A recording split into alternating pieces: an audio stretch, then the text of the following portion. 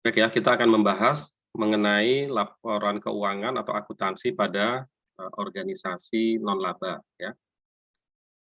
Rujukan utamanya ada di saat ini ya, di standar akuntansi keuangannya adalah pada ISAK 35 ya. Interpretasi standar akuntansi keuangan nomor 35 ya, yang merupakan interpretasi dari pelaporan keuangan ya, atau penyajian laporan keuangan ya dari PSAK 1 disebabkan ada kekhasan ya dari organisasi non-laba ya, yang sebelumnya organisasi non-laba ini ya, akuntansinya itu diatur dengan PSAK 45 ya, kemudian PSAK 45 sudah dihapus ya, kemudian pelaporannya itu mengacu kepada ISAK 35. Jadi sebenarnya masih PSAK 1 tetapi secara spesifik kepada ISAK 35, dan ini secara tahun penerapan ini mulai berlaku pada tahun 2020 ya. Jadi sudah berjalan sampai sekarang. Baik ya. Nah, ini kita refresh sedikit ya tentang sektor publik. Ya, akuntansi pada sektor publik ya, ini ada pemerintah dan non pemerintah. Ya. Pemerintah itu dengan PSAP, ini yang sudah kita bahas di perkuliahan sebelumnya. Ya, kemudian non pemerintah atau entitas non laba itu di SAK ya. Jadi semua standar akuntansi keuangan itu berlaku ya di entitas non laba ini ya, secara khusus penyajiannya itu diatur melalui ISAK 35. Oke.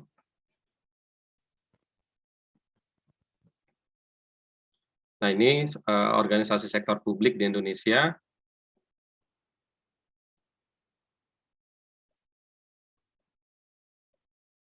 Organisasi sektor publik di Indonesia ini ada organisasi pemerintah atau sektor publik yang dikonsolidasikan dengan laporan keuangan pemerintah, misalnya rumah sakit, BLU, PTN, BLU, dan sebagainya ya. Ini berarti digabungkan ya dengan pelaporan keuangan sektor pemerintahnya. Ini IPSAS ya, saya kira ini untuk yang pemerintah ya. Sudah kita bahas. Kemudian entitas berorientasi non-laba swasta menggunakan PSAK atau SAK etap ya, dan memperhatikan ketentuan penyajian laporan keuangan sesuai dengan ISAK 35. Gitu ya. Jadi penyajiannya tetap sesuai ISAK 35, tetapi standarnya tetap menggunakan PSAK atau etap ya. Ya, PSAK umum ya, kalau dia ada persyaratan tertentu, atau kalau ada persyaratan tertentu dia boleh menggunakan SAK etap ya, entitas tanpa akuntabilitas publik. Nah, tapi penyajiannya, jadi artinya ini tetap berlaku untuk semua PSAK. Ya, nomor 1, 2, dan seterusnya itu tetap berlaku. Kemudian atau etap gitu ya. Kalau etap kan berarti pedomannya hanya di etap saja ya, karena tentang penyajian akun-akun itu sudah lengkap di etap ya. Tapi kalau dia menggunakan PSAK umum ya berarti IFRS atau umum ya. Nah, kemudian penyajiannya tadi ini ya, memperhatikan penyajian dalam ISAK 35. Ya, kemudian ini di pemerintah.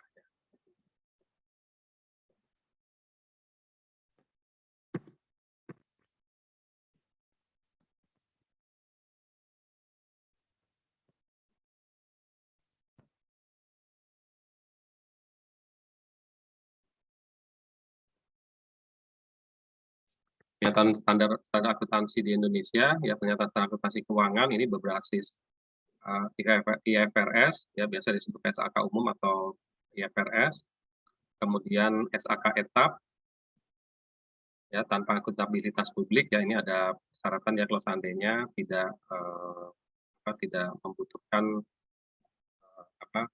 pelaporan dari banyak pihak eksternal ya. Kemudian ada juga SAK entitas privat.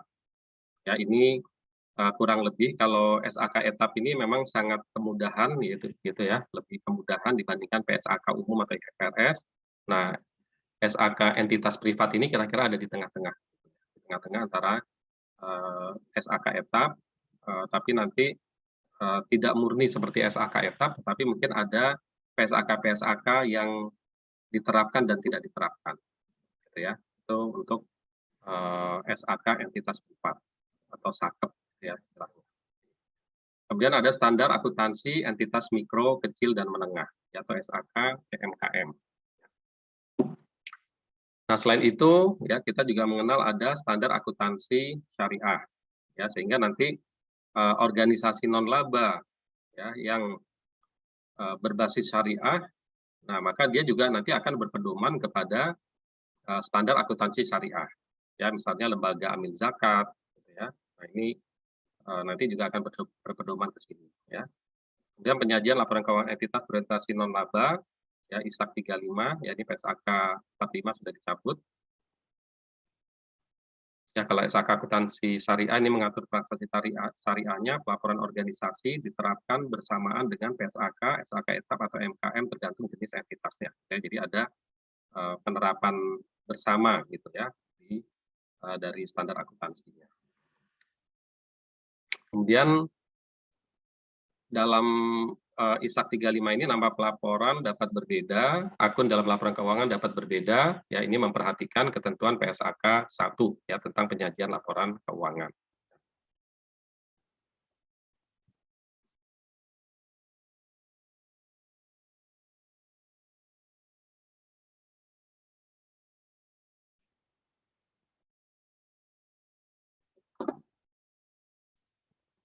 Ya, memperhatikan ketentuan PSAK 1 tentang penyajian laporan keuangan. Ya, kemudian untuk pemerintah ya, tetap menggunakan PP 71 2010 ya.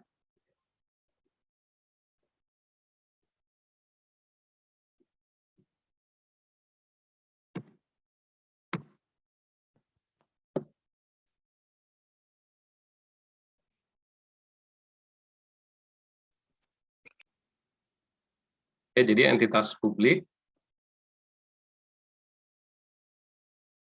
Oke, ini slide.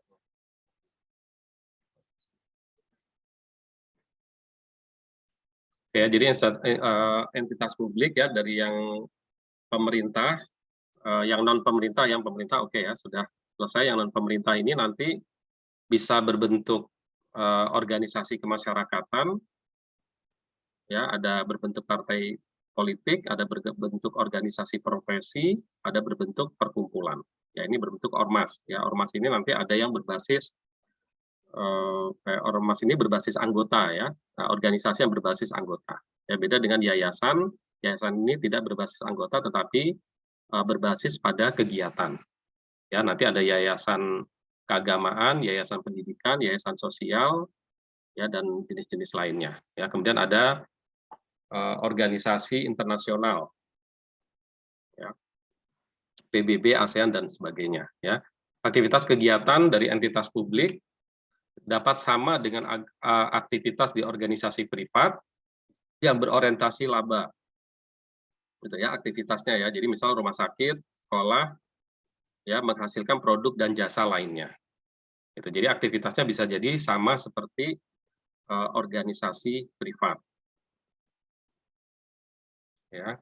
Nah, keunikan dari entitas sektor publik ini, ya tujuannya tidak menghasilkan laba, ya sekarang ini di awal sudah kita sampaikan, ya tidak menghasilkan laba atau memupuk kekayaan pemilik, ya karena memang entitas publik ini tidak ada kepemilikan, ya tidak ada kepemilikan privat, ya gitu. Jadi ini kepemilikannya adalah publik, ya tidak bisa dirunut kepada seseorang atau badan hukum, ya tetapi publik ya. Kemudian kepemilikannya tidak terbagi atas saham, ya sudah jelas ya. Kemudian pada beberapa organisasi pendapatan berasal dari kontribusi, sumbangan tidak terikat ya dengan pemberian atau tidak terkait ya. Sumbangan tidak terkait dengan pemberian barang dan jasa, ya pendapatan non pertukaran. Ya, jadi tidak ada kontraprestasi gitu ya, tidak ada kontraprestasinya. Yang berbeda dengan organisasi privat, kan kita membayar gitu ya pendapatan dari organisasinya adalah karena kita membeli produk jasa yang ada di sana. Nah, tetapi untuk organisasi entitas publik atau non laba ini bisa saja sumbangannya tidak terkait dengan kepentingannya dia. Gitu ya. Kalau sekolah misalnya kan karena membayar SPP, tapi bisa jadi ya ini sumbangan saja, gitu ya, bentuknya sumbangan.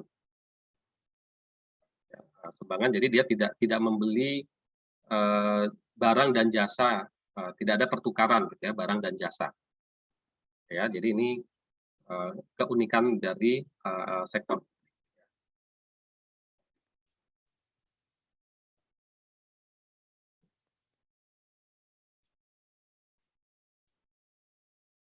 Ya, kemudian jadi tujuan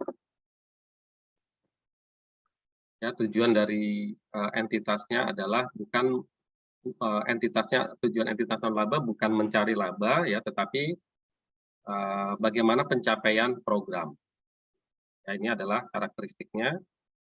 Uh, pengguna laporan keuangan entitas ya tidak ada kepemilikan ya dan tidak ada kontribusi. Ya, jadi tidak ada kontribusi kepada misalnya pendiri atau apa gitu ya, pendiri apalagi pengurus gitu ya, nanti di yayasan itu kelihatan. Kemudian prioritas tujuan pelaporan keuangan ya ini akuntabilitas ya dan kemanfaatan dari laporan keuangan itu dalam pengambilan keputusan.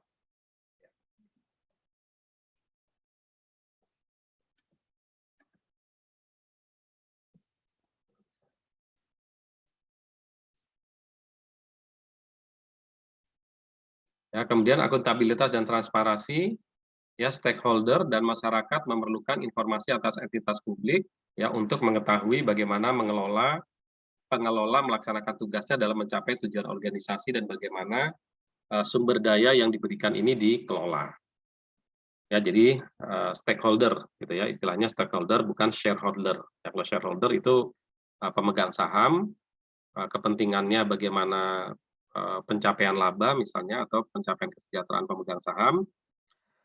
Nah, kalau stakeholder ya ini stakeholder atau masyarakat ini informasi tentang pengelolaan apakah tujuan-tujuan dari organisasi ini tercapai. Ya. Akuntabilitas keuangan entitas sektor publik ini penting karena sektor publik sebagian besar memperoleh pendanaan dari masyarakat dalam bentuk sumbangan dana ya atau kontribusi pajak untuk entitas pemerintah. Oke ya, jadi ini karena kan penerimaan sumbangan gitu ya dari masyarakat atau dari publik, ya tentu ini perlu diatur tentang akuntabilitas atau pertanggungjawabannya. Ya, kemudian organisasi sektor publik ya memiliki tujuan berbeda dibandingkan dengan organisasi privat sehingga pengguna laporan keuangan memerlukan informasi yang berbeda. Ya ini jelas ya. Entitas publik dalam menyusun informasi keuangan ya, membutuhkan standar sehingga terjadi kontrak kesepakatan antara penyusun, pemakai, pemeriksa di dalam menyusun dan memahami informasi tersebut ya.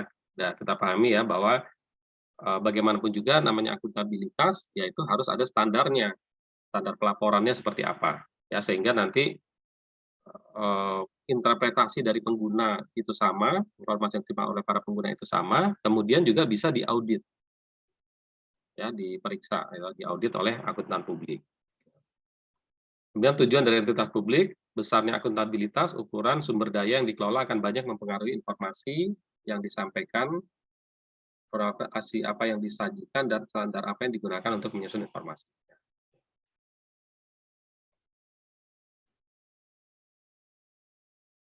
Oke ya, jadi sektor publik, nah ini saya kira ini juga pengulangan di awal ya. Pengertian sektor publik dari sudut pandang ya, dari berbagai sudut pandang ekonomi, ya sebagai entitas yang aktivitasnya berhubungan dengan penyediaan barang dan jasa, ya hanya barang jasanya ini tidak bersifat komersial. Ya. Oke, kemudian cirinya tidak mencari keuntungan, dimiliki. Nah ini ya, pasti tidak mencari keuntungan. Ya, kalau keuntungan itu kekhasannya apa sih? Kekhasannya itu keuntungan ini akan dibagikan kepada pemilik, gitu ya. Itu namanya keuntungan. Ya, jadi kalau berusaha ada keuntungan, nah itu berasal dari mana nih keuntungan? Itu biasanya nanti diberikan kepada atau menjadi ekspektasinya pemilik. Keuntungan didapat dari mana? Dari pendapatan dikurangi dengan beban. Ya, pendapatan dikurangi beban itu adalah laba atau keuntungan. Nah, dalam sektor publik gitu ya, kan sama gitu ya. Ada penerimaan, ada pengeluaran, ada ya lebih, ya sisa lebih ya, surplus atau defisit. Jadi istilahnya bukan laba, tapi nanti surplus atau defisit atau di beberapa literatur itu disebut dengan sisa lebih. Gitu. Jadi bukan laba, karena kalau laba nanti kesannya adalah akan menjadi haknya dari pemegang saham atau pemilik. Gitu ya. Jadi nanti bisa di dalam tampilan gitu ya, dalam tampilan pelaporan keuangannya ya sama, akuntansinya sama, penerimaan pengeluaran, pendapatan beban, gitu ya, istilahnya itu sama, tapi nanti di bottom line-nya, di bawahnya itu bukan laba, tetapi sisa sisa lebih. Ya, sisa lebih atau sisa kurang ya kalau dia mengalami defisit. Ya, kemudian dimiliki oleh publik, ya kepemilikan sumber daya tidak digambarkan dalam bentuk saham. Ya, jadi ini jelas tidak ada kepemilikan sahamnya, ya, tidak ada pemilik saham, pemegang saham. Ya, kemudian keputusan berdasarkan konsensus bersama ya, tentu siapa ya ini pengurus ya tentu yang menjalankan, mungkin keputusannya nanti ada wali amanat, ada wali amanat karena melibatkan masyarakat dan sebagainya.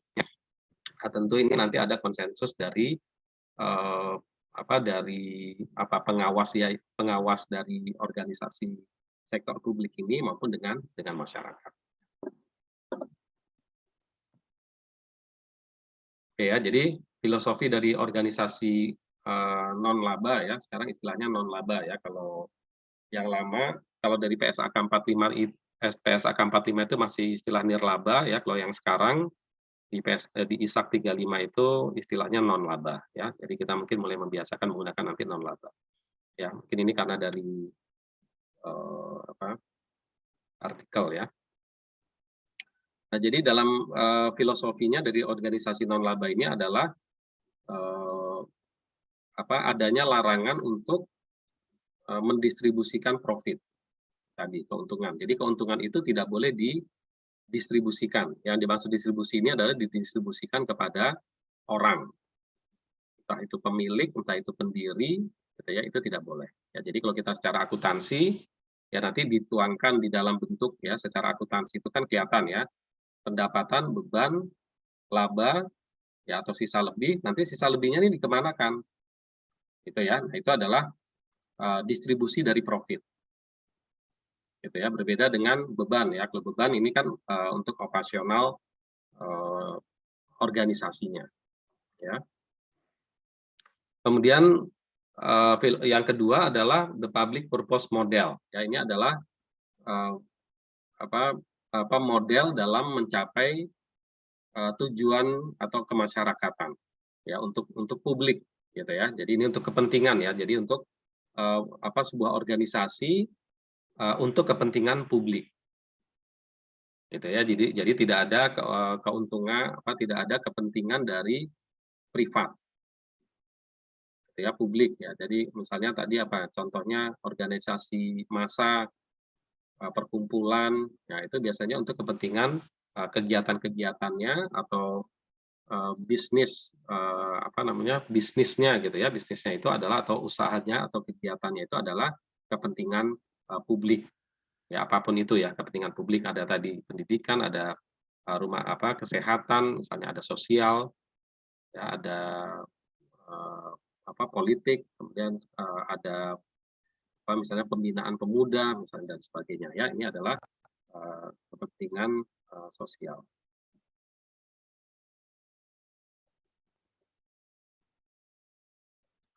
Ya, jadi tidak diperkenankan membagikan laba ya kepada ya yang diperoleh ya. Jadi tidak boleh memperkaya pemilik atau bukan pemilik sebenarnya ya, karena di organisasi non laba kan tidak ada pemilik. Jadi tidak boleh memperkaya misalnya pendiri atau pengurus.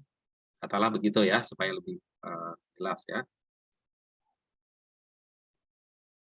tetapi harus menginvestasikan seluruh labanya itu untuk aktivitas-aktivitas yang menjadi tujuan. Jadi semuanya dikembalikan ke organisasi non laba. Jadi kalau kita mengambil logika yang ada di organisasi laba ya privat ya berorientasi laba atau organisasi privat, nah itu seperti semuanya jadi laba ditahan kan gitu ya kira-kira. Jadi semuanya kembali ada di situ sama. Jadi perlakuan akuntansinya sama ya seperti itu. Jadi dia akan ketahan nanti semua ekuitasnya gitu ya akan meningkat seiring dengan kalau memang itu ada kelebihan gitu ya, ada kelebihan tadi ya pendapatan pengeluaran ada kelebihan. Tapi kan sebenarnya seperti misalnya kita di zakat saja gitu kan ya.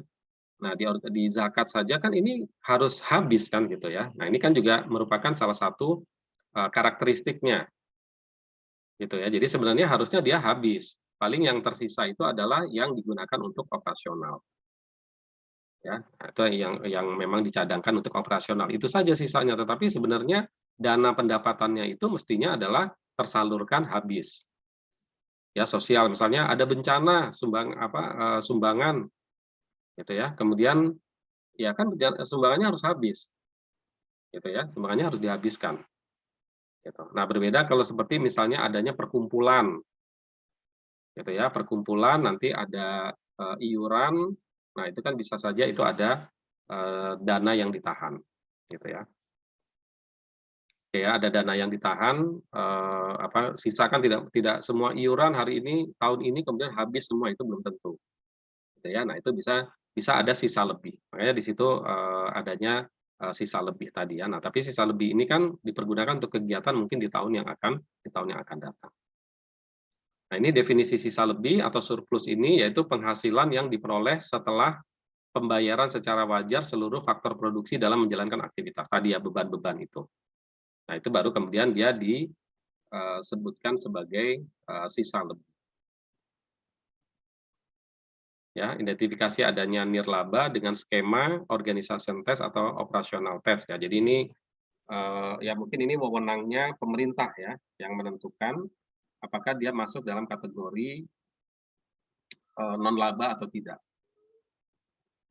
Gitu ya. Nanti beda juga misalnya kaitannya nanti dengan perpajakan gitu ya. Bisa jadi dia organisasinya non laba tetapi dalam kriteria tertentu ya dia sisa lebihnya bisa dikenakan pajak gitu ya. Nah, jadi ini nanti organisasi tes atau operasional tes ya tentu ini adalah kewenangan dari pihak mungkin perizinan misalnya dia adalah organisasi sosial. Perizinan dia adalah perkumpulan profesi. Ya, itu kan organisasi non laba ya, perkumpulan profesi kan tidak untuk mencari laba, tidak ada pemiliknya gitu ya, tidak ada kepemilikannya. Oke ya, jadi itu nanti intinya itu tujuannya adalah non laba ya. Oke, jadi contoh-contohnya adalah organisasi sosial, organisasi keagamaan, ya yayasan, yayasan sosial, kemudian ada institusi pendidikan dan ada institusi dan macam-macam ya, banyak yang nanti ya contohnya. Nah ini keagamaan ya, ada Undang-Undang Nomor 23 Tahun 2000 tentang pengelolaan zakat, ya, dia menggunakan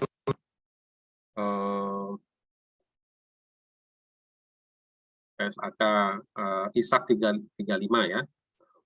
Mungkin kalau beberapa lembaga kecil itu belum menggunakan akuntansi ya, saya kira ini nanti bisa di skip gitu ya. Kalau ada tapi ya bagusnya gitu ya sudah melihat kepentingannya gitu kan ya. Kan SAK etap itu kan sebenarnya untuk mengcover lembaga-lembaga yang dia tidak karena kan biaya akuntansi ini kan kalau harus menerapkan banyak PSAK itu kan lumayan costly ya, lumayan berbiaya. Nah, sehingga kemudahan itu bisa dilakukan melalui PSAK etap ya. Jadi ini beberapa organisasi keagamaan ya, misalnya MUI atau ini beberapa organisasi keagamaan dari agama yang lain ya, atau organisasi massa ya, NU, Muhammadiyah gitu ya, lembaga sosial ya, seperti Dompet Duafa dan sebagainya.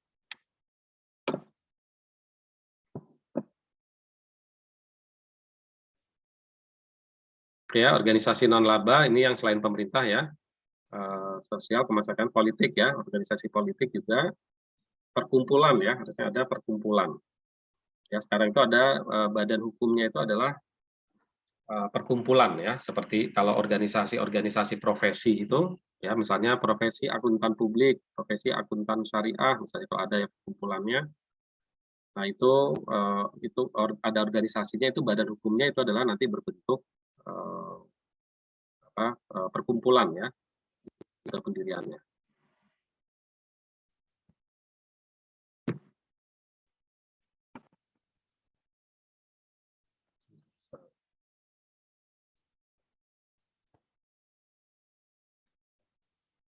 Oke ya, kemudian yang pertama misalnya ormas ya, organisasi massa.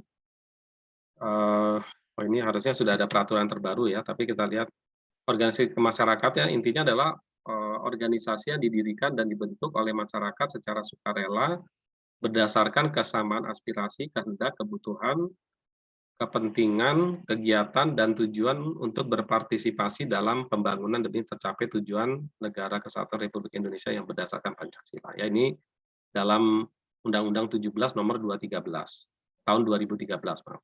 Undang-Undang nomor 17 tahun 2013. Nah, ini adalah organisasi massa. Nah, ini minimal pendiriannya didirikan oleh 3 orang. Jadi ada 3 orang saja itu sudah bisa mendirikan ya, mendirikan ormas ya.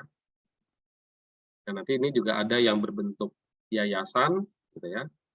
Nanti kita lihat ya kalau di sini ini. Nah, ini organisasi massa, ini ada yang berbadan hukum, ada yang tidak berbadan hukum. Ya kan ada ya, perkumpulan-perkumpulan itu tidak berbadan hukum, tapi biasanya dia terdaftar di dinas setempat, ya dinas sospol lah gitu ya, dinas sosial politik atau pembinaan organisasi itu bisa saja ya tidak berbadan hukum. Ya, berbadan hukum itu artinya dia terdaftar di notaris dan kemudian ada registrasi atau keputusan dari Kemenkumham. Nah, itu namanya berbadan hukum. Ya. Nah, kalau tidak berbadan hukum bisa, tapi biasanya ya organisasi itu supaya organisasi itu ya tidak berbadan hukum nggak apa-apa gitu ya, masih diperbolehkan gitu ya, tapi barangkali itu perlu pengawasan dan pembinaan itu terdaftar biasanya di pemerintah daerah, ya kecamatan atau dinas ya, dinas terkait ya gitu ada. Nah, kemudian kalau yang berbadan hukum ya ini ada bisa berbentuk yayasan atau bisa berbentuk perkumpulan. Ya, nah ini kalau yang yayasan ini ormas tidak berbasis massa, ya tidak berbasis anggota. Jadi kalau yayasan ini ya dia tidak berbasis anggota, dia tidak ada keanggotaan. Gitu ya. Tapi kalau perkumpulan, nah dia berbasis anggota.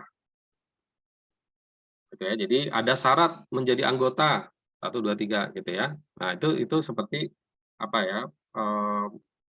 Misalnya organisasi profesi, gitu ya. Misalnya perkumpulan notaris, perkumpulan advokat, perkumpulan akuntan publik itu juga itu berdasarkan atau organisasi akuntan gitu ya, itu adalah berdasarkan itu perkumpulan ya berbasis anggota gitu ya. Tapi kalau yayasan enggak, yayasan didirikan ada ketua, sekretaris bendahara, ada pembina, ada pengawas, sudah tinggal dia kegiatannya apa, dia mengikuti kegiatan apa gitu. Jadi tidak ada keanggotaan tetapi berbasis kepada kegiatan. Nah, baik dia berbasis badan hukum yayasan maupun perkumpulan, ya ini harus mendapatkan pengesahan dari Kementerian Hukum dan HAM atau Kemenkumham ya. Ya, jadi ini harus ada pengesahannya. Gitu ya.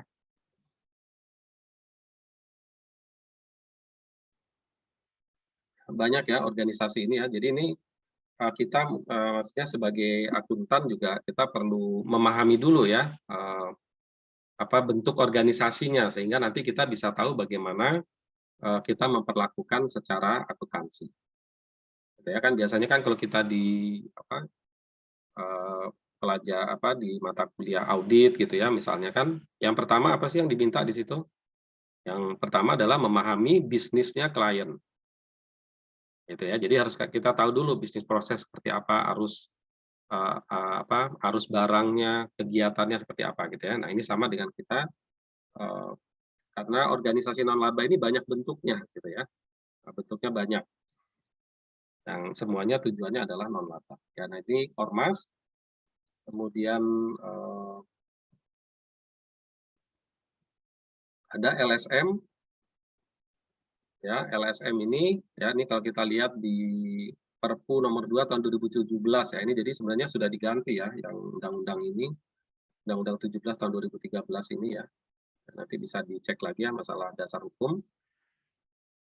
Nah, lembaga swadaya masyarakat adalah organisasi atau lembaga yang dibentuk oleh anggota masyarakat, warga negara Republik Indonesia secara sukarela atas kehendak sendiri serta bergerak di bidang kegiatan tertentu ya yang ditetapkan oleh organisasi atau lembaga tersebut sebagai wujud partisipasi masyarakat dalam upaya meningkatkan taraf hidup dan kesejahteraan masyarakat yang menitik beratkan kepada pengabdian secara swadaya ya. Jadi misalnya apa nih LSM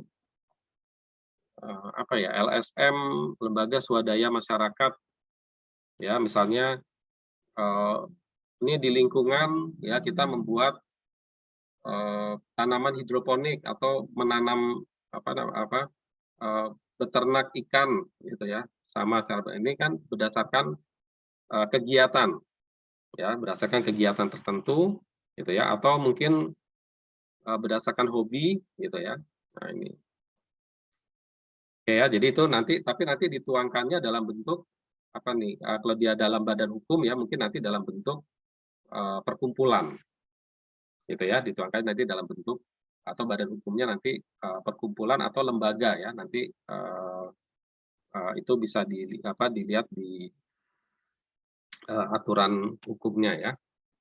Oke ya, jadi nah ini misalnya LSM yang bersumber dari sumbangan masyarakat, APBN, APBD, lembaga donor lokal, lembaga donor internasional, gitu ya. Ini jadi bisa sumber dananya ya, sebenarnya. Tapi intinya dia berdasarkan minat atau kegiatan yang tertentu.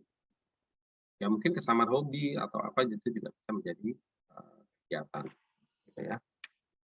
Atau biasanya pemerhati gitu ya, LSM gitu ya, apa pemerhati misalnya pembangunan gitu ya, pemerhati masyarakat gitu ya, aktivitas masyarakat tertentu. Nah, ini juga bisa dalam bentuk LSM. Ya, kemudian ada perguruan tinggi ya. Ini diaturnya di Undang-Undang Nomor 12 Tahun 2012. Ya, pendidikan tinggi adalah ya jenjang pendidikan setelah pendidikan menengah yang mencakup program diploma, sarjana, magister, doktor, dan program profesi serta spesialis ya yang diselenggarakan oleh perguruan tinggi berdasarkan kebudayaan bangsa Indonesia. Oke ya, jadi ini ketika lembaga itu menyelenggarakan diploma ya D1, D2, D3, D4 gitu ya. Program sarjana S1, S2, S3, terus profesi ya, profesi itu misalnya profesi kedokteran, notaris, akuntan gitu ya. Itu kan program-program yang diselenggarakan oleh universitas atau pendidikan tinggi. Ya, harus melalui universitas ya, pendidikan tinggi ya kalau profesi. Kemudian program spesialis ya, spesialis apa ya, di dokter ya, biasanya kedokteran kita tahu ada spesialis ya. Mungkin spesialis notaris itu juga mungkin spesialis ya atau magister ya. Kemudian diselenggarakan oleh perguruan tinggi berdasarkan kebudayaan. Ya, oke. Prinsip akuntabilitas adalah kemampuan dan komitmen untuk mempertanggungjawabkan semua kegiatan dijalankan perguruan tinggi kepada semua pemangku kepentingan sesuai dengan ketentuan peraturan perundang-undangan. Ya, jadi akuntabilitas perguruan tinggi, pertanggungjawabannya akuntabilitas akademik dan non akademik ya karena kegiatannya pasti akademik sudah pasti ya karena ini tadi program. Tapi juga ada yang non akademik ya ada pengabdian masyarakat, ada penelitian, ya itu kan non akademik ya. Nah ini juga dilakukan ya. Kemudian ada yang berbentuk ada yang milik pemerintah atau perguruan tinggi negeri, ada yang swasta. Yaitu perguruan tinggi, kemudian ada yayasan. Ya, yayasan. Nah, yayasan ini apa nih? Undang-undang ya tahun 2004 ya tentang yayasan. Yayasan adalah badan hukum yang terdiri atas kekayaan yang dipisahkan dan diperuntukkan untuk mencapai tujuan tertentu di bidang sosial, keagamaan, kemanusiaan, dan tidak mempunyai anggota. Ya tadi ya, tidak berbasis anggota. Ya. Nah, kemudian nanti yayasan yang memperoleh bantuan negara, bantuan luar negeri atau pihak lain lebih dari 500 juta ya dalam 1 tahun buku, atau mempunyai kekayaan di luar wakaf 20 miliar. Nah, maka ini wajib diaudit oleh akuntan publik. Ya, ini peraturan demikian. Ini adalah yayasan ya. Kemudian partai politik ya. Partai politik ya, ini terakhir Undang-Undang Nomor 2 Tahun 2011 ya tentang partai politik ya. Nah, ini organisasi bersifat nasional dibentuk oleh sekelompok warga negara secara sukarela atas kesamaan kehendak dan cita-cita untuk memperjuangkan dan membela kepentingan politik anggota masyarakat, bangsa, dan negara, serta memelihara keutuhan negara kesatuan Republik Indonesia berdasarkan Pancasila dan UUD 1945. Ya, jadi ini adalah definisi dari partai politik. Ya, jadi memperjuangkan dan membela kepentingan politik anggota masyarakat, bangsa, dan negara. Kemudian partai politik berfungsi sebagai sarana pendidikan politik bagi anggota dan masyarakat luas, penciptaan iklim yang kondusif bagi persatuan ya dan kesatuan bangsa, penyerap, penghimpun, penyalur aspirasi politik masyarakat, partisipasi politik warga negara Indonesia, dan rekrutmen politik dalam proses pengisian jabatan politik. Ya, anggota legislatif atau kepala daerah dan presiden ya. Nah, ini adalah artinya ini sarananya melalui partai politik. Ya.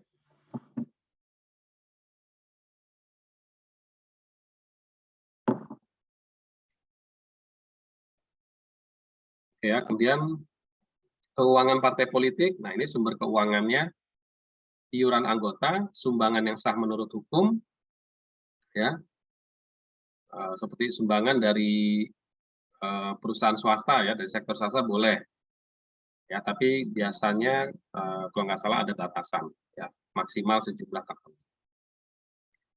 Kemudian bantuan keuangan dari anggaran pendapatan dari APBN atau APBD. Ya, ini biasanya ada bantuan keuangan ya, menurut peraturan perundang-undangan ya. Sumbangan berupa uang, barang, dan atau jasa. Kemudian bantuan keuangan dari APBN atau APBD diberikan secara proporsional kepada partai politik yang mendapatkan kursi di DPR, DPRD provinsi, DPRD kota kabupaten, yang penghitungannya berdasarkan jumlah perolehan suara. Ya, jadi dapat bantuan ya. Jadi partai politik itu misalnya partai A mendapatkan suara 10 juta, ya 10 juta pemilih misalnya. Nah, itu nanti akan mendapatkan bantuan dari APBN atau APBD ya, tergantung tingkat partainya ya, pusat, di provinsi atau di kota kabupaten. Nah, itu berdasarkan jumlah perolehan suara. Misalnya satu suara berapa ribu rupiah. Nah, itu nanti menjadi bantuan ke partai politik. Ya. Kemudian pengelolaan keuangan partai politik dilakukan secara transparan dan akuntabel dan diaudit oleh akuntan publik. Ya, jadi dan harus diumumkan ya.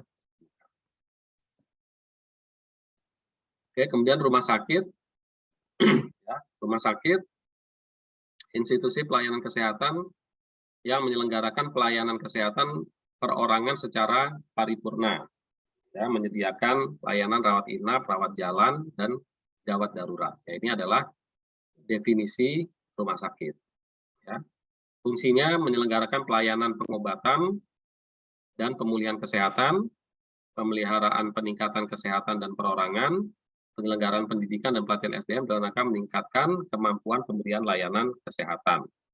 Ya, penyelenggaraan penelitian dan pengembangan dan penapisan teknologi bidang kesehatan ya, maksudnya pengembangan lah ya. Kemudian rumah sakit yang berbentuk BLU ya, Badan Layanan Umum ya, ini milik pemerintah ya, Badan Layanan Umum berarti menggunakan PSAP. Yang sebelumnya dia PSAP dan SAK ya, sekarang fokus di PSAP. Kemudian keputusan Menteri Kesehatan tentang pedoman akuntansi BLU atau rumah sakit belum diupdate dengan ketentuan PSAK terbaru dan acuannya masih PSAK lama ya. Ini untuk yang pemerintah ya. Kemudian rumah sakit bukan milik pemerintah atau swasta murni menggunakan PSAK. Ya, swasta berorientasi non laba berarti menggunakan SAK entitas non laba. Ya, karena rumah sakit ini apakah dia non laba atau non laba ya nanti dilihat dari bentuk badan hukum. Ya, karena kalau sekarang ini kan kebanyakan rumah sakit ya, rumah sakit terutama yang besar-besar ya. Nah, ini sudah berbadan hukum perseroan terbatas.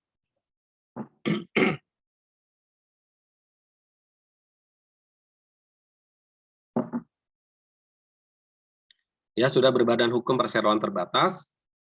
Nah, ini berarti otomatis orientasinya laba. Gitu ya. Jadi dia tidak masuk dalam pengertian non laba, sehingga PSAK yang digunakan ya PSAK umum atau PSAK etap.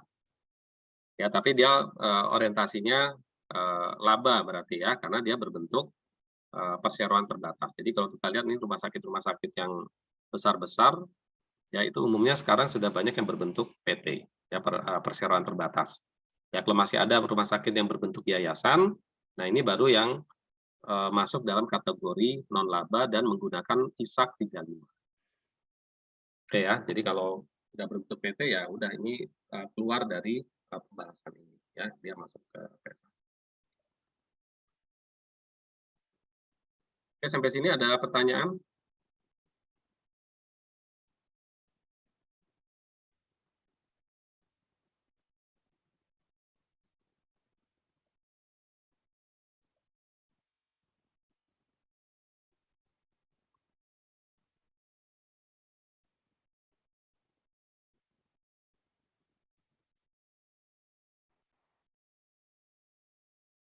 Baik ya, jadi untuk yayasan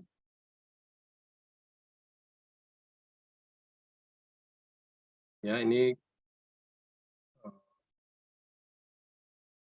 ya sifat dari yayasan ini adalah non profit ya atau sosial gitu ya. Apakah kalau perseroan terbatas itu pengertiannya ada shareholder ya, kalau yayasan itu stakeholder. Ya ini mungkin untuk memudahkan aja ya dalam pengertian.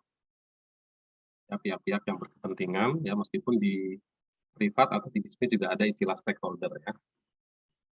Nah, tapi kalau kaitannya dengan kelembagaan, nah itu bukan kalau shareholder ini kan berarti pemegang pemilik ya. Nah, kalau stakeholder adalah pihak yang berkepentingan. Kemudian yayasan apakah bisa menjalankan usaha ya atau bisnis ya mendapatkan keuntungan. Nah, ini diatur ya bahwa yayasan ini dapat melakukan kegiatan usaha untuk menunjang pencapaian maksud dan tujuan dengan cara mendirikan badan usaha.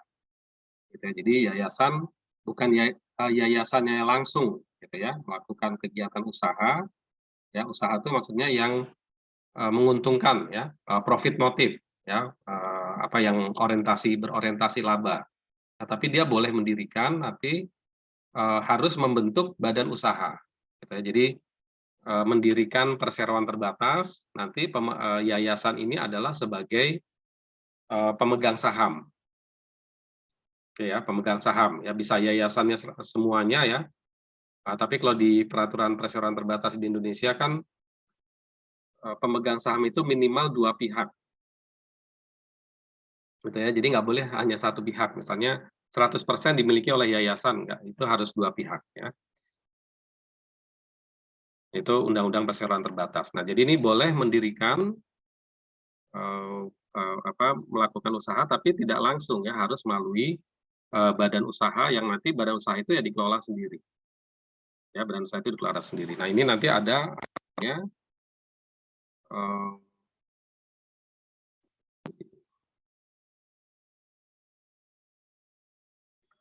Jadi jumlah yang saham yang dimiliki oleh yayasan ini ya, nanti saya cek pasalnya ya. Saham yang dimiliki oleh yayasan ini tidak boleh melebihi 25% dari kekayaan yayasan. Gitu ya. Jadi tidak boleh melebihi 20. Jadi nggak boleh semua kekayaan yayasan itu kemudian diinvestasikan untuk mendirikan badan usaha, itu nggak boleh. Ya, maksimal hanya boleh 25% dari kekayaan yayasan itu yang dijadikan saham di badan usaha. Ya, itu jadi ada pembatasan ya. Nah, ini penting ya yayasan, karena nanti ini pasti banyak yang kita nanti akan banyak berinteraksi ya, khususnya karena ini banyak lembaga-lembaga sosial zakat gitu ya dan sebagainya, itu kan berbentuk yayasan ya. Kemudian ya masalah penerimaan gaji, nah ini juga diatur ya di yayasan. Ya, pengurus yayasan menerima gaji upah sesuai dengan kemampuan yayasan ya. Pengurus yang bersangkutan bukan pendiri yayasan dan tidak terafiliasi dengan organ yayasan. Gitu ya. Jadi ya pengurus itu ketua, sekretaris, bendahara ya. Dia itu tidak terafiliasi dengan pendiri dan pembina yayasan atau yang lain ya. Nah, itu dia boleh menerima gaji. Ya, tapi dia juga harus melaksanakan kepengurusannya secara langsung dan penuh. Jadi day to day gitu ya, harian. Ya, kerja harian. Kalau dia yang ya artinya dia punya tanggung jawab gitu ya, punya tanggung jawab secara langsung dan penuh. Jadi bukan menerima laporan nanti dia nggak pernah datang ke kegiatan yayasan, dia tapi terima laporan gitu hanya seperti itu model seperti itu berarti itu tidak boleh menerima gaji ya sebagai yayasan ya, sebagai pengurus yayasan ya, kecuali kalau dia mempunyai fungsi lain ya, misalnya dia sebagai penanggung jawab kegiatan tertentu, kemudian atas kegiatan tersebut mendapatkan honor, ya itu masih boleh gitu ya. Ya, tapi ini hanya sebagai pengurus ya,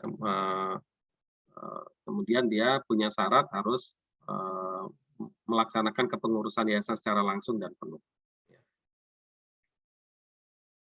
Ini ada beberapa pembatasan. Kemudian pembatasan yang lain, tidak diperkenankan adanya rangkap jabatan dalam organ yayasan. Jadi yayasan kan ada pembina, pengawas, dan pengurus, itu tidak boleh rangkap.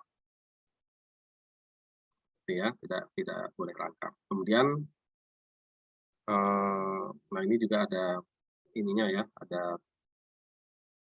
ancaman hukumannya ya. Kemudian batasan yang lain, setiap organ yayasan yang melakukan pengalihan atau membagikan secara langsung atau tidak langsung kekayaan yayasan kepada organ yayasan, karyawan atau pihak lain yang mempunyai kepentingan, ya ini ada ancaman pidananya. Gitu ya. Jadi tadi ya, pendapatan, beban, sisa lebih. Nah, kemudian sisa lebih itu dibagikan. Nah, itu yang tidak boleh ya.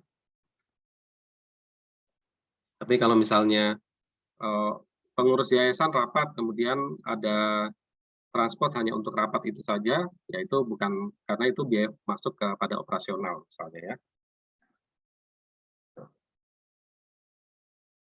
Oke ya, jadi itu beberapa batasan. Kemudian juga pengurus ini mana ya, pengurus yayasan. Nah, ini yang punya usaha ini juga tadi ada maksimal 25% dari harta kekayaan yayasan, dan juga pengurus, pengawas, dan pembina yayasan itu tidak boleh menjadi pengurus dari badan usaha yang dibentuk. Gitu ya, tidak boleh menjadi pengurus dari badan usaha yang dibentuk oleh yayasan tersebut. Jadi misalnya yayasan mendirikan PT X, ya kemudian pembina yayasannya menjadi komisaris, pengurus yayasannya menjadi direktur, ya direktur utama misalnya gitu, itu tidak boleh. Gitu ya, harus orang yang berbeda. Ya, jadi itu beberapa pembatasan apabila yayasan ingin mendirikan badan usaha. Ya. Kemudian harta kekayaan yayasan, ya yayasan yang didirikan oleh orang asing atau orang asing bersama orang Indonesia, setoran kekayaannya paling sedikit 100 juta. Ya, tetapi kalau yayasan yang hanya didirikan oleh orang Indonesia, nah itu setoran kekayaannya itu paling sedikit hanya 10 juta. Jadi harus ada setoran kekayaan. Dan itu bukan kepemilikan ya, karena setelah itu lepas ya, tidak ada hubungan lagi dengan 10 juta ini sumbernya dari mana. Gitu ya, misalnya ada 5 orang nih pengurus yang mendirikan yayasan ya, nanti jadi pembina 1 orang, pengawas 1 orang, kemudian ketua, sekretaris, bendahara. Jadi misalnya ada 5 orang. Ya, masing-masing 2 juta. Nah, kemudian 2 juta itu menjadi kepemilikan, tidak gitu ya. Nah, itu setoran udah selesai, setoran saja sudah. Setelah itu kepemilikannya tidak ada oleh yang kelima orang tadi. Oke ya, jadi itu dalam pendirian yayasan ya. Ya, setelah itu yayasan itu dan hartanya menjadi entitas publik. Oke ya, kemudian surat pernyataan pendirian mengenai keabsahan. Oke ya. Kemudian kegiatan yayasan, ya ini bisa di contohnya saja ya, misalnya di bidang sosial, pendidikan formal dan non formal. Ya, jadi kalau lembaga pendidikan ya umumnya sampai sekarang itu masih berbentuk yayasan. Ya, kalau tadi rumah sakit, ya itu sudah berbentuk kebanyakan ya sudah banyak yang berbentuk perseroan terbatas ya. Nah, ini bidang sosial, pendidikan formal non formal. Kemudian panti asuhan atau panti jompo, panti werda, rumah sakit. Nah, ini ya, rumah sakit yang berbentuk yayasan ya, atau poliklinik yang berbentuk yayasan ya. Nanti bedakan dengan yang berbentuk PT ya, gitu. Kemudian pembinaan olahraga, penelitian di bidang ilmu pengetahuan, studi banding dan lain-lain. Ya, bidang keagamaan, sarana ibadah, pondok pesantren, ya, penerimaan dan penyaluran zakat, ya, lembaga amil zakat. Nah, itu badan hukumnya yayasan, meskipun nanti harus ada izin khusus dari Kementerian Agama ya, misalnya ya, kalau dia ingin yayasannya ingin mengelola zakat, ya zakat infak, zakat lah gitu ya, mengelola zakat. Nah, ini berarti harus ada izin tertentu. Kalau sosial, berarti izinnya nanti di dinas sosial, gitu ya. Jadi ini kelembagaan, kemudian nanti ada perizinan. Kemudian di bidang kemanusiaan, ya memberikan bantuan kepada korban bencana alam dan sebagainya. Oke ya, jadi itu organ yayasan ya. Ini ada pembina, pengurus dan pengawas. Ya, pembina 1 orang, pengawas minimal 1 orang ya, minimal ini. Kemudian pengurus 3 orang. Ya, ketua, sekretaris, bendahara. Ya, masa jabatan 5 tahun kecuali pembina ya. Pembina ini lebih lama ya. Oke, ini partai politik ya tadi. Rumah sakit sudah. Nah, kemudian dalam pelaporan ya entitas ya itu jadi dari bentuk badannya, kemudian dalam pelaporan entitas yang tidak berorientasi pada laba tetap memiliki kewajiban untuk mempertanggungjawabkan pemanfaatan sumber daya yang dikelolanya kepada penyandang dana dan masyarakat ya. Nah, salah satunya adalah berbentuk laporan keuangan. Nah, ini ya, tujuan bukan pencapaian laba, karakteristiknya tidak ada kepemilikan, ya, tidak ada kepemilikan berarti tidak ada return, ya, no return berarti tidak ada pembagian dividen, ya, kalau pembiayaan dan sebagainya itu bisa sama. Ya, ini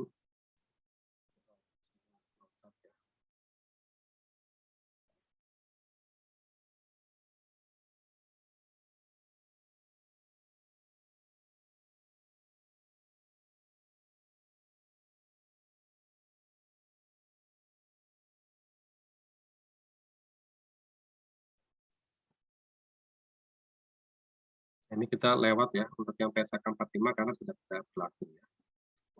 Nah, ini untuk ISAK 35 ya, penyajian laporan keuangan berorientasi non laba ya, ini berlaku mulai 1 Januari 2020. Ya, jadi untuk laporan keuangan tahun 2020 ini sudah menggunakan 35 ya, sudah tidak boleh menggunakan lagi PSAK 45.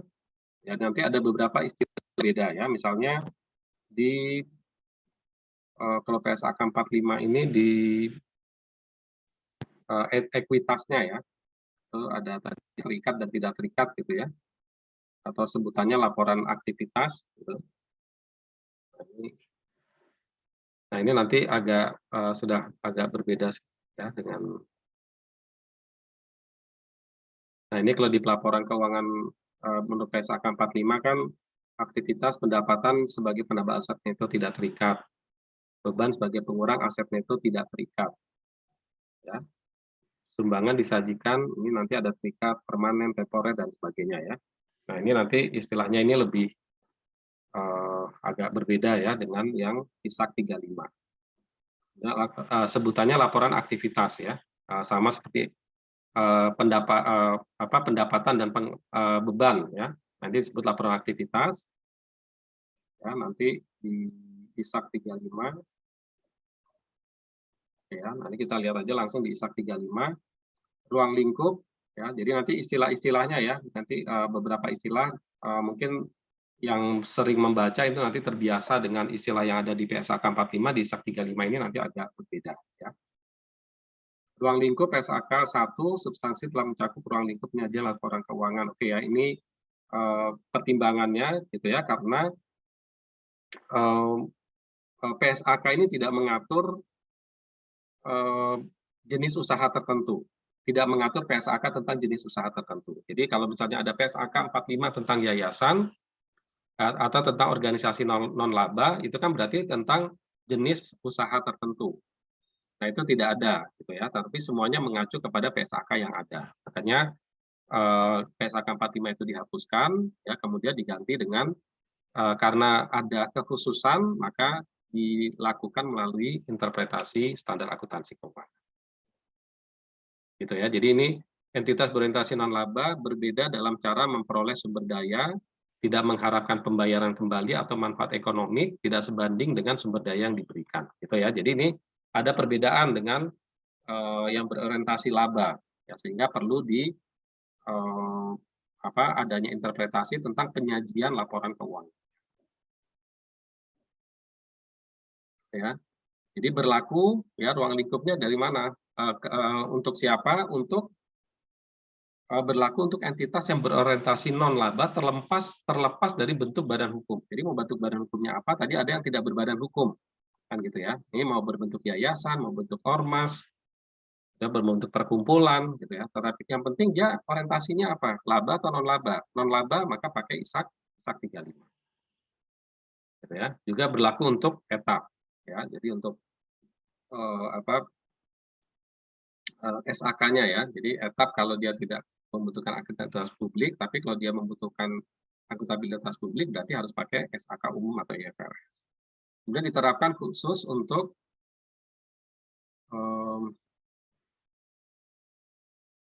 penyajian laporan keuangan. Ya, jadi ini penyajian laporan keuangan itu berarti akun-akun yang ada di neraca dan laporan penghasilan ya atau laporan laba rutin.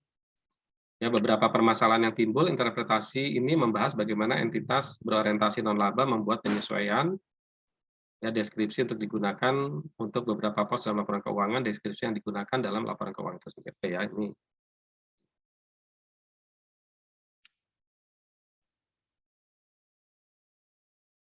ya, penyajian laporan keuangan entitas berorientasi non-laba disusun dengan memperhatikan persyaratan struktur laporan dan persyaratan minimal yang diatur ya dalam PSAK 1.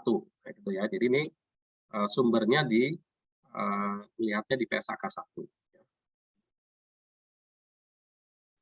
Ya, entitas berorientasi non-laba dapat membuat penyesuaian deskripsi yang digunakan atas laporan keuangan. Oke ya, jadi deskripsinya bisa berbeda dari apa yang dituangkan di dalam PSAK 1. Ya, misalnya judul laporan perubahan aset neto untuk mencerminkan fungsi yang lebih sesuai dengan isi laporan keuangan. Misalnya aset neto ini, kenapa sebutannya aset neto? Gitu ya. Nah, kalau di PSAK 1 kan tidak ada aset neto, yang ada ekuitas, saham, saham disetor dan sebagainya. Ya, nah sekarang di ISAK 35 ini penyebutan untuk ekuitas menggunakan misalnya istilah aset neto atau pada laporan perubahan aset neto atau laporan perubahan ekuitas pemilik gitu ya kalau di PSAK 1. Kemudian entitas berorientasi non-laba tetap mempertimbangkan seluruh fakta dan keadaan dalam menyajikan laporan keuangan termasuk catatan atas laporan keuangan. Jadi tetap harus dibuat catatan atas laporan keuangan harus ada sehingga tidak mempengaruhi kualitas informasi yang disajikan dalam laporan keuangan. Jadi kualitas informasi dari laporan keuangannya ini nanti ya sama gitu ya dengan organisasi bisnis yang lain. Gitu ya. Jadi ini laporan non laba kemudian menjadi lebih rendah posisinya enggak gitu. Kualitasnya sama. Ya, entitas berorientasi non laba dapat membuat penyesuaian deskripsi yang digunakan untuk beberapa pos dalam laporan keuangan. Oke ya, jadi bisa membuat penyesuaian deskripsi. Jadi ini isi dari interpretasi itu, gitu ya maksudnya ya, interpretasi atau ISAK 35 itu. Artinya dia bisa merubah hal-hal tersebut. Ya. Nah, ini adanya inkonsistensi peraturan PSAK 1 dan 45 ya, karena itu tadi ya, PSAK 45 ini seolah-olah ada PSAK dalam PSAK, gitu ya. Ada PSAK dalam PSAK, mengatur sendiri lagi, diulang lagi dari awal sampai akhir. Padahal itu sudah diatur dari PSAK 1 sampai PSAK nomor sekian. Ya. Ya, kemudian PSAK 1 dipahami hanya untuk entitas berorientasi laba saja, padahal sebenarnya juga harusnya juga mencakup untuk berorientasi non laba. Ya. Oke ya, itu terminologi ya, kemudian EBNL ya, entitas berorientasi non laba bisa menyesuaikan deskripsi, ya kemudian maka dibuatlah ISAK 35. Ya, ini yang beda deskripsi ya, karena ada beberapa hal yang berbeda gitu ya dari sisi karena tadi ini ya. Nah, ini ya PSAK 1 menggunakan terminologi yang cocok bagi entitas yang berorientasi laba. Jika non laba, maka perlu ada penyesuaian deskripsi. Itu ya, kenapa? Karena cara perolehan dan seterusnya ya, cara perolehan income-nya itu berbeda dengan berorientasi laba.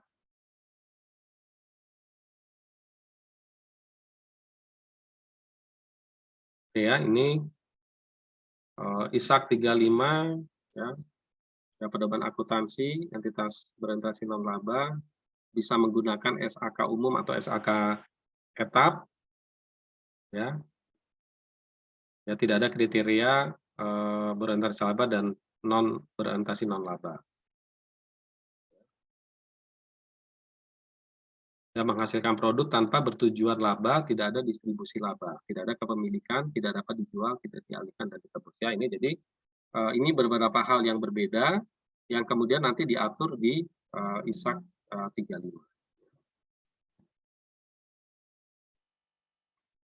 Ya, ini tadi penjelasan aja ya.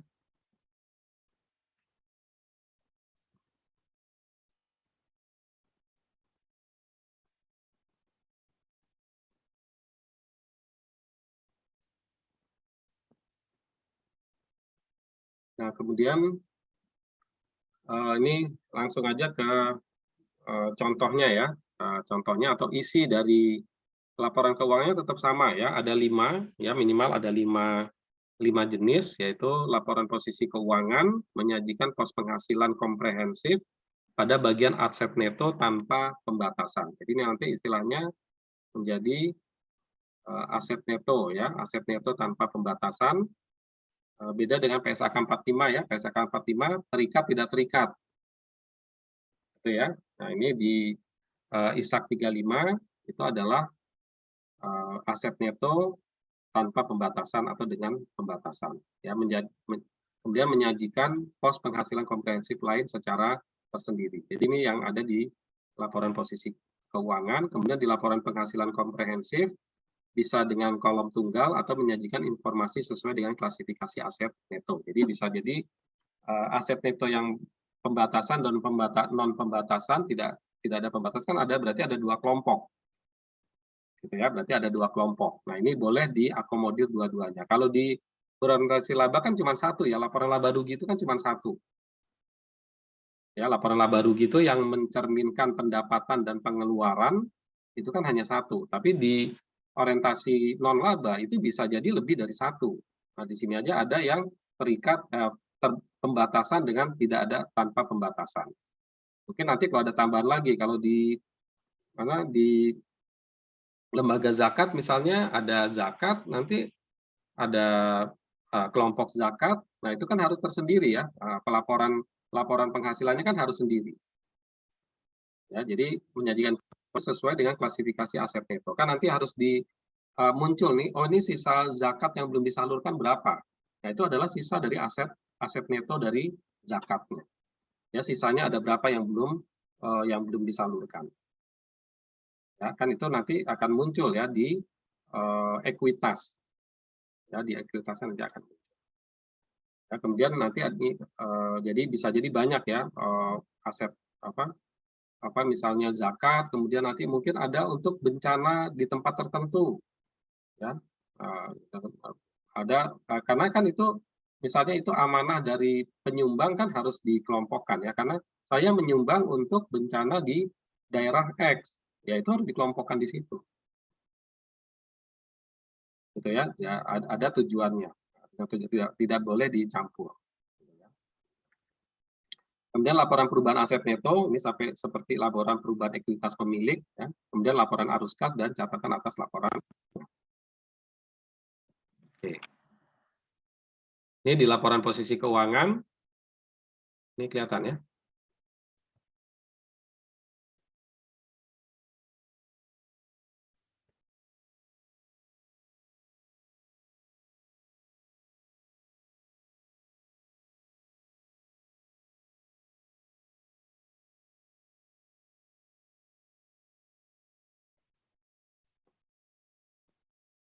Ini yang ada di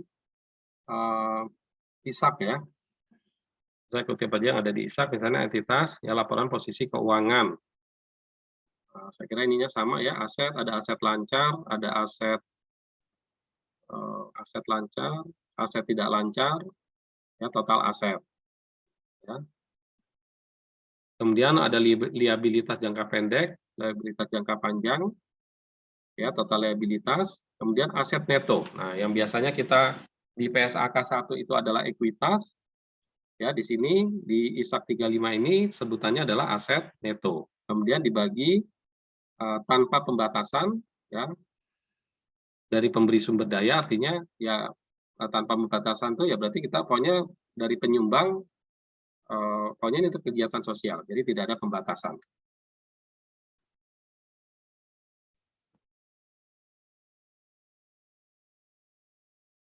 Oke ya, kemudian surplus akumulasi. Nah, ini ini tanpa pembatasannya ada surplus akumulasi, ada penghasilan komprehensif lainnya, jadi sisanya ya, sisa dari penghasilan komprehensif lainnya. Kemudian dengan pembatasan, ya, dengan restriksi ya. Nah, ini pemberi sumber daya, ya catatan ya. Ini ada di catatan atas laporan keuangan misalnya ya. Nah, ini saya kira ini adalah apa contohnya gitu ya, bentuknya seperti ini. Jadi ini apa kalau dia tanpa pembatasan yang terakumulasi ya, kemudian kalau ini yang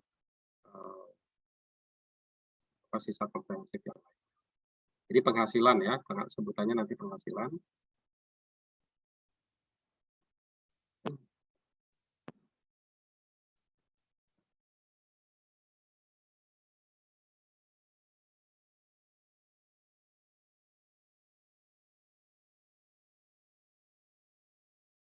Ya, ini bedanya di aset netonya.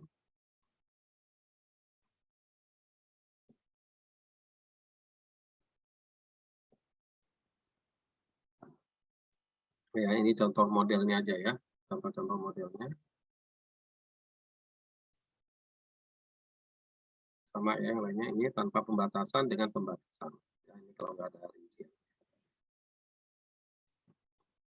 Ya, kemudian ini laporan penghasilan komprehensif. Nah, ini yang di PSAK 45 tadi disebut dengan laporan aktivitas, ya di ISAK 35 ini disebut dengan laporan penghasilan komprehensif. Itu tetap sama dengan yang di PSAK 1 ya. Penyebutannya juga laporan penghasilan komprehensif. Nah, ini kemudian ada satu kolom nih ya, satu kolom berarti ini yang tanpa pembatasan, pendapatan, kemudian beban. Kemudian yang dengan pembatasan ada pendapatan dan beban. Jadi seperti ada dua laporan laba rugi gitu ya kalau di orientasi laba. Nah, ini jadi ada dua ya, tanpa pembatasan dan dengan pembatasan. Ya sama ya, ini pendapatan dan beban atau pengeluaran sisanya berapa, tapi kemudian ini ada surplus dan defisitnya ya, seberapa surplus dan defisit. Oke, nanti surplus dan defisit ini laporan penghasilan komprehensif nanti akan masuk ke sini ya, masuk ke aset neto. Oke ya. Nah, ini kalau menggunakan dua kolom. Ya, ini tanpa pembatasan dengan pembatasan ya, sama aja ya intinya ya. Ini terus totalnya. Nah, ini mana yang nyaman digunakan aja gitu ya. Mungkin nyaman digunakan, lebih informatif yang mana, lebih mudah dibaca yang mana, itu mungkin selera penyaji laporan keuangan atau pembaca laporan keuangan. Kemudian laporan perubahan aset neto, ya ini laporan perubahan ekuitasnya, ya saldo awal, ya kemudian ya surplus ya, kalau ada surplus tahun berjalan, aset neto dibebaskan dari pembatasan, ya, ini nanti ada catatannya. Dan aset neto dengan pembatasan, ini penghasilan komprehensif ya, tambahan dari penghasilan komprehensif dengan pembatasan, ya.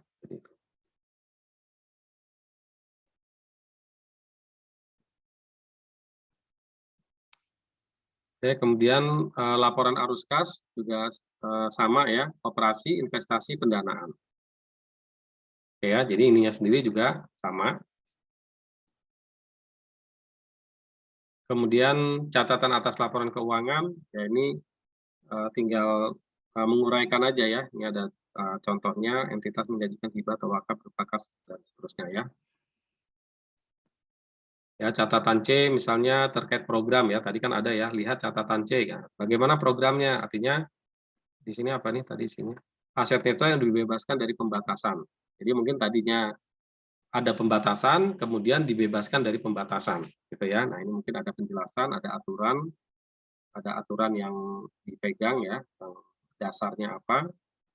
Apakah karena programnya sudah selesai tapi masih ada sisa sehingga dikembalikan menjadi tanpa pembatasan, ya.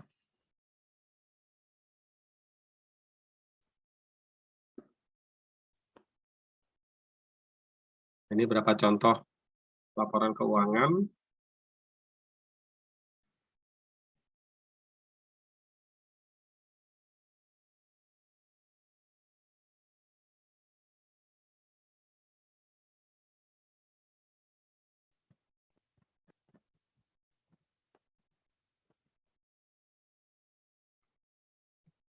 Oke, kemudian beberapa tambahan penjelasan. Ini sama ya, ini sama.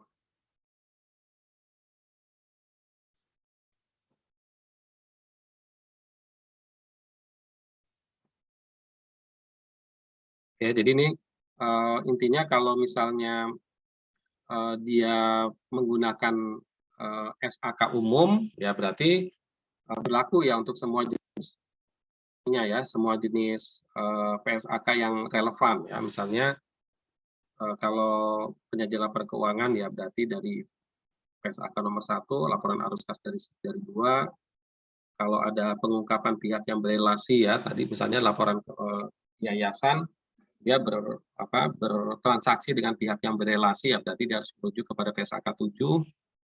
Terus ada peristiwa setelah pelaporan ya, setelah periode pelaporan berarti ke PSAK 8.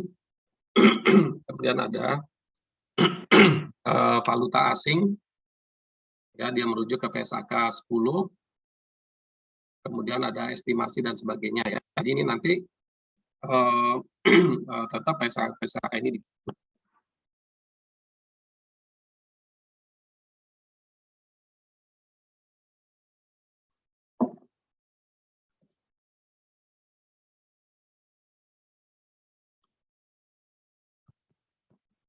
baik itu mungkin untuk eh, organisasi yang berorientasi non laba keuangan. Ada pertanyaan?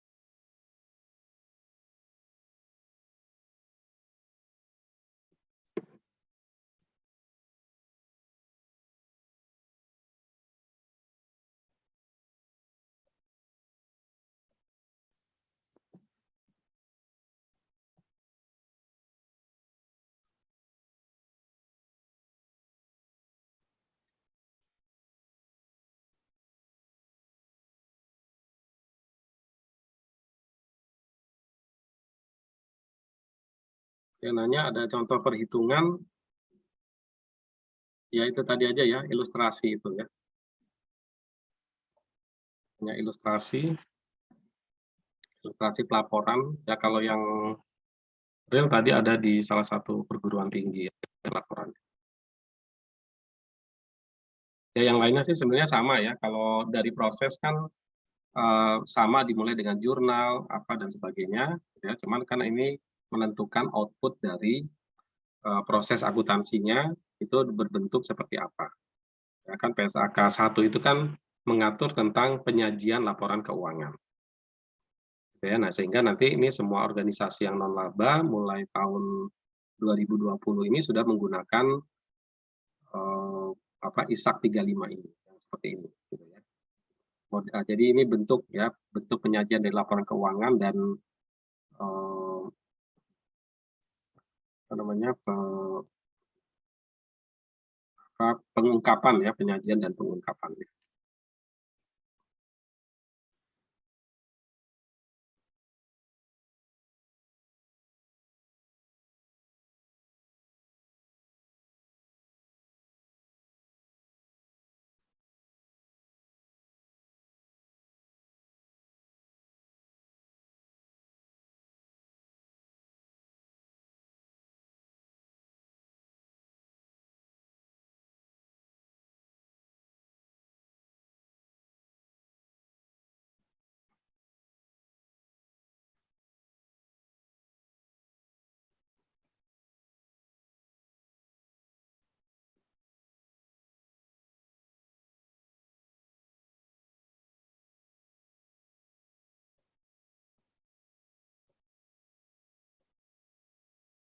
Ini kalau mau lihat ISAK-nya juga ya, tapi ini masih yang soft copy dari draft ya, soft copy yang draftnya. Karena kalau eh, yang sudah yang sudah yang sudah bukan yang sudah ini ya sudah ditetapkan dengan nama ISAK 35 itu, atau yang mungkin soft copy atau apanya belum ketemu ya, tapi kalau di saya sih ada tapi di aplikasi IAI ya, itu kayaknya nggak bisa di-download. Ya, tapi bisa dilihat ya kalau di saya di aplikasi sebagai anggota IAI gitu ya, sebagai aplikasinya itu bisa dilihat.